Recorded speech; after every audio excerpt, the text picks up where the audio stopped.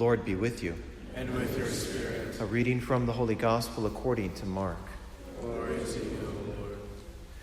Jesus entered the synagogue. There was a man who had a withered hand there.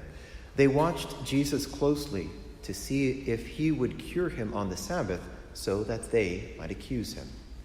He said to the man with the withered hand, "Come up here before us." Then he said to the Pharisees, "Is it lawful to do good on the Sabbath rather than to do evil, to save life rather than to destroy it?"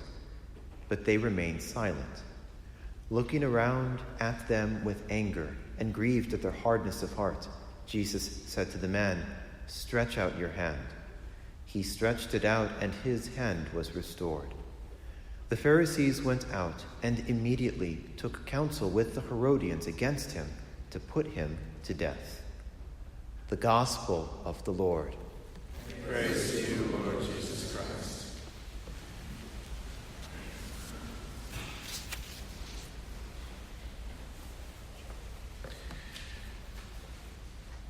One of the things that I remember most from my adolescence was being involved in the pro-life movement.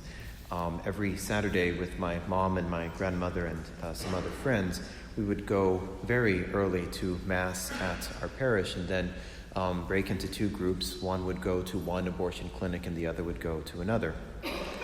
But in spite of that, year after year, one of the hardest things, and I'd say even still now for myself, one of the hardest things to do is to see the ugliness of abortion. It's difficult to bear to see the procedure, right? To see the pictures, the process that is involved in the many ways that abortions are procured.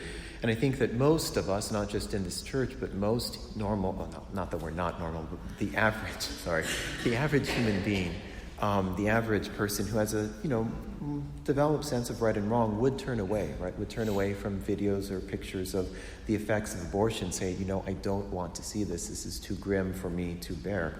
Now, I want to make it clear that in what I am saying and what will follow is I'm not advocating for methods that some pro-life groups advocate is to, plaster images of aborted babies' bodies everywhere. I'm not advocating for that procedure, but simply to see the gospel through this lens, right? One of the challenges that Christ offers to us in his interactions with the man with the withered hand is he challenges this very reluctance that we have to see, right? We all have a tendency to turn away, to ignore things that are undesirable simply because they make us uncomfortable.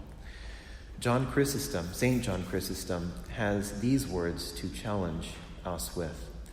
"Note the tender compassion of the Lord when he deliberately brought the man with the withered hand right into their presence.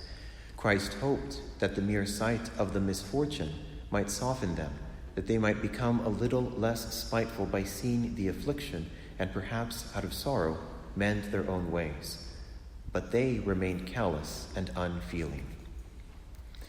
The reluctance to see the tragedy of abortion isn't in only observing the procedures and the effects of these procedures that are used.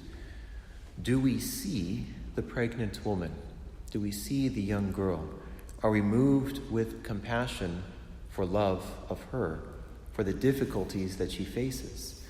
Do we see the effects of our attitudes, not just after a woman becomes pregnant, but also the effects of our words before?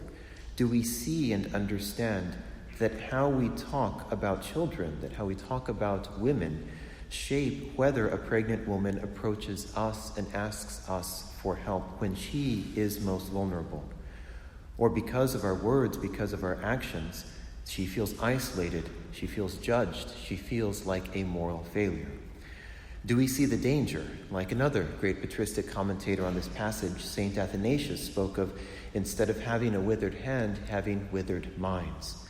Do we see the danger in having minds and hearts that turn away, saying, "I don't want to see that baby. I don't want to see that married couple. I don't want to see that pregnant woman."